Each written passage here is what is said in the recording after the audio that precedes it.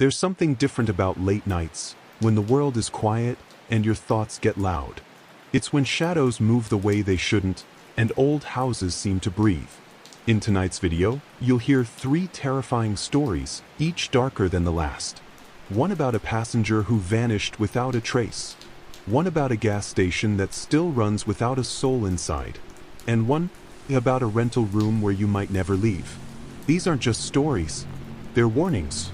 So put on your headphones, turn off the lights, and whatever you do, don't look behind you.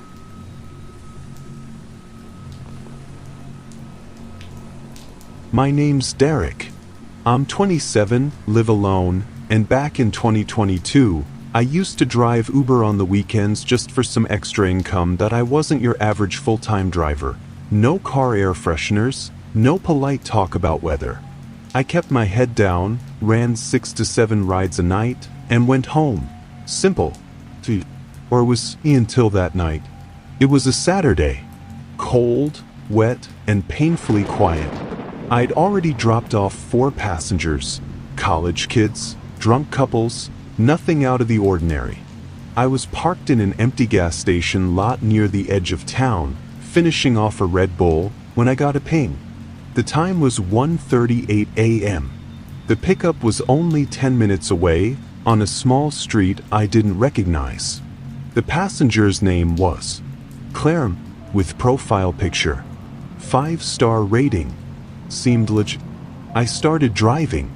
As I got closer, the houses got fewer. Just long stretches of road, trees lining the edges, and dim orange streetlights flickering overhead. It had started raining again, and the wipers made this steady, hollow thup-thup-thup sound that somehow made things worse. I turned onto the pickup street. Nothing but old houses, half of them dark, and there she was, standing alone under a streetlight. Black hoodie, hood up, arms by her sides, head down. She wasn't on her phone, wasn't pacing, wasn't doing anything. Just standing there. I slowed down and rolled the passenger window down halfway. "You Clara?" I asked. No response. She walked slowly around the front of the car and opened the back door without saying a word. Sat down, didn't adjust her hoodie. Didn't speak. Didn't even close the door hard. It was like she floated in and melted into the seat. Inside the car, the air changed, and oh joke, the temp dropped fast.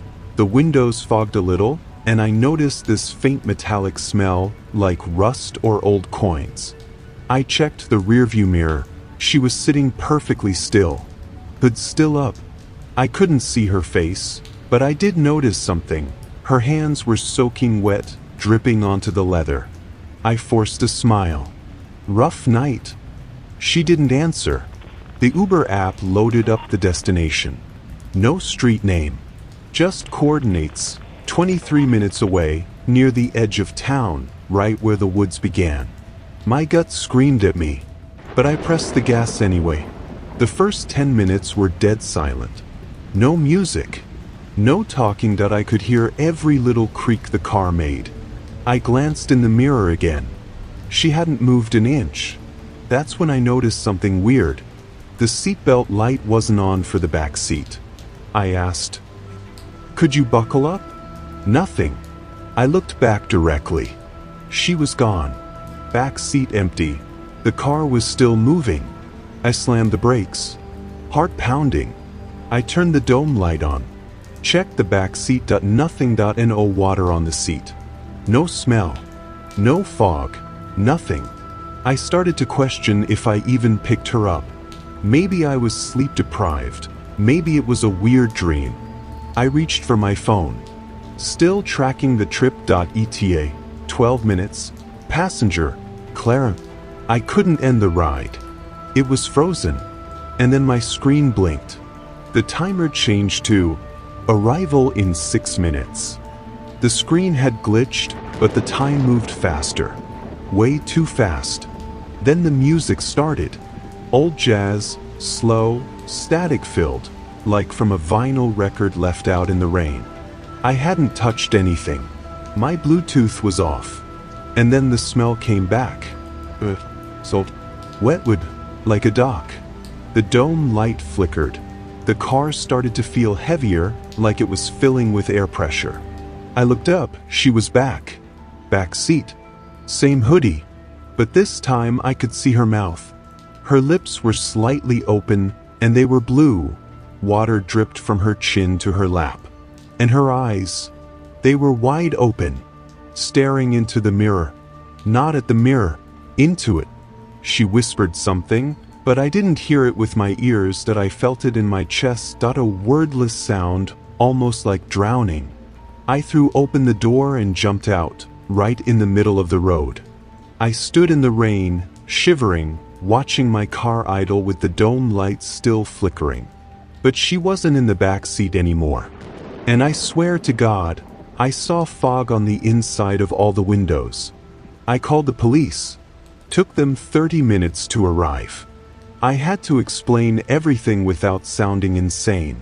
When we checked the car together, it was empty, but the back seat, soaked, seat cushions drenched. No broken windows. No leaks. Nothing else wet. Just the seat.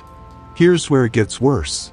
I contacted Uber support the next day to report the issue. The response I got? Clara M's account was deactivated over 2 years ago due to passenger death confirmation. She was marked deceased in 1997. Cause of death, drowning. The email included a name. Clara Marie Hill. She drowned in a flooded creek in the woods, less than a mile from where that pin had dropped.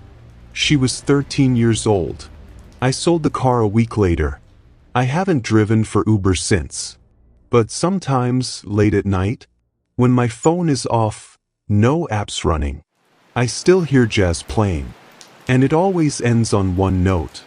A long, slow, drowning sound, like someone sinking below the surface, and never coming back. Update: it's been over a year since that night. I've moved to a different city, different job, different phone. But last month, something happened that brought everything back. I was scrolling through my new rideshare app, one I hadn't used before, just browsing requests out of boredom. And I saw her. Same name, Clara, same rating, same blank photo. The pickup spot? My current street. I never accepted the ride. I just closed the app and deleted it on the spot. But that night outside my window, the street light flickered, and for just a moment, I could have sworn there was someone standing under it, hood up, head down, waiting.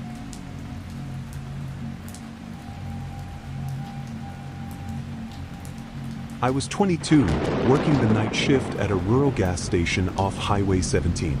Most nights were quiet, just me, the buzz of the fridge, and the occasional trucker fueling up. But one Thursday last November, something happened that I've never been able to explain, and honestly, I don't want to. It started like any other shift. 10 p.m. clocking. My boss Rick handed me the keys and said, "Don't fall asleep. You're the only one out here tonight." As usual, I stocked the shelves, turned on the overhead jazz, and settled into the booth behind the register. At around midnight, the store phone rang. That was odd. No one calls that line except the owner. I picked up. Silence. I could hear breathing, shallow and raspy. "Hello." Nothing. I hung up. Thought nothing of it. Probably a wrong number. 10 minutes later, it rang again. Same breathing. I didn't say anything. I just listened. Then, in the lowest voice I've ever heard, a man whispered, "Don't turn around." I dropped the phone. I spun around. No one was there. I walked around the store, checked the aisles, back room. Nothing. The doors hadn't opened. Cameras showed no one entering. So I figured it was a prank, until the phone rang a third time. I didn't answer it, just unplugged it. That's when the lights flickered. The kind of flicker where you know it's not electrical. It was cold inside to freezing. Then I heard it. Footsteps. Coming from aisle 3. Chips and candy. But when I checked, nothing. I went back to the booth. Sat down. Locked the entrance doors just in case. At 2:17 a.m., a customer pulled in. Beat-up Toyota Corolla. Guy in a red flannel, beard, looked like he'd been driving all night. He didn't come in, just waved at me from the pump. I unlocked the door and stepped out. "Pump's good to go, man," I called out. He didn't move, just stared. Then he pointed behind me. I turned around. Nothing. When I turned back, he was gone. Car too. Not even tire marks. I was officially done. Coldrick, no answer. I decided to wait it out. Just 3 more hours. That's when the power cut completely. Lights, music, fridge, everything died. Pitch black. Then the door chime rang. The door was locked. I grabbed the flashlight from under the counter, aimed it toward the entrance. It was wide open. A man was standing there, soaking wet, head tilted, no expression, wearing a delivery driver jacket, but with no logo, just the word "return" sewn in red across the chest. He stepped inside, water pooling under his boots, left foot dragged like it was broken. He didn't say anything. I shouted, "We're closed." He raised a finger to his lips. "Shoo." That's when I realized he was the same man from the security footage earlier that week. One I assumed was a glitch. The figure that kept showing up near the back aisle in the recordings at 3:07 a.m., then vanishing in the next frame. It was him. And it was 3:06. I ran to the back room, locked the door, watched the screen. He stood there in front of the counter and then vanished again. Not walked, not left, just disappeared. Morning came. Rick found me in the storeroom, half asleep and pale. When we checked the tapes, everything after 2:55 a.m. was corrupted. Static. But on frame 3:07, we saw something else. My reflection. Standing behind the counter. But I was in the storeroom. And the me in the video? Smiling. I quit that day. Never returned. And that gas station? It shut down 3 weeks later. The new owner tried reopening it. But every time they checked the footage from around 3:07 a.m., someone else was always behind the counter. Even when the store was locked. Even when no one was working. And always smiling. Update. Months later, I was scrolling through a local Facebook group when I saw a post that chilled me. A woman had taken a photo of the gas station window at night. It looked closed, but in the reflection, you could clearly see a man inside, standing behind the counter, wearing a delivery jacket that said, "Return." The poster said, no one was inside. Door was locked. But I swear, he smiled at me. And the comments? Others had seen him too. Some driving past at 3 a.m. Some stopping for gas and seeing the reflection in their mirrors. Always behind the glass. Never outside. They say if you stop your car and look into the gas station window exactly at 3:07 a.m., you'll see yourself behind the counter, smiling. But it won't be you. And if you stare too long, you might trade places with him. Forever.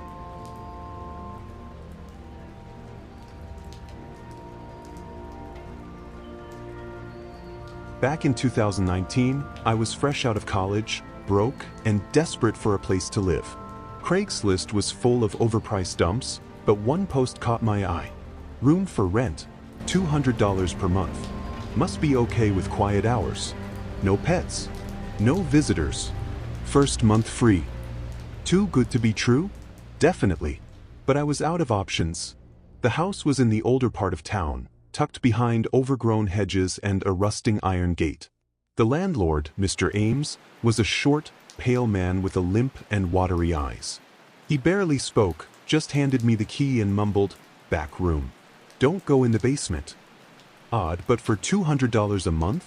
I wasn't complaining. The room was decent, dusty, but livable. The bed had an antique frame, the windows were sealed shut, and a strange, foul odor came and went. Still, I unpacked, settled in, and hoped for the best. But the first night, I couldn't sleep. Around 2:30 a.m., I heard footsteps outside my door. Slow, uneven. I assumed it was Mr. Ames. But then I heard whispers. Not from one voice. From several. I crept out and peeked through the cracked hallway door. No one was there.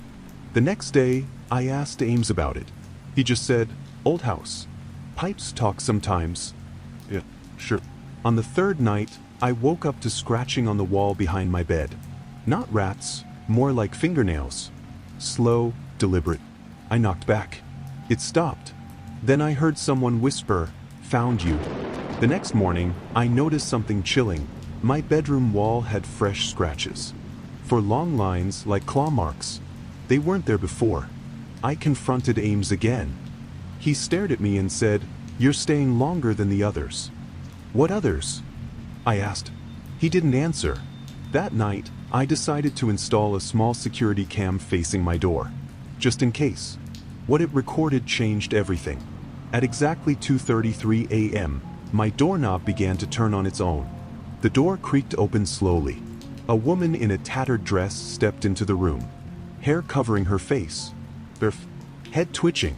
She stood over me while I slept, watching for a full 10 minutes, then backed out and disappeared down the hall. I never saw her with my own eyes. Only on the footage. I showed it to Ames. He didn't blink. "That's Charlotte," he said. "She used to live here. Still thinks it's her room." I asked, "Why haven't you told anyone?" He whispered, "Because they wouldn't believe me. And I need tenants. She won't hurt you unless you go into the basement." That night, I didn't sleep. Instead, I left the camera recording again. This time, Charlotte wasn't alone. Two more figures appeared in the hallway.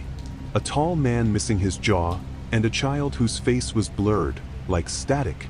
They stood outside my room, watching, whispering, scratching at the door.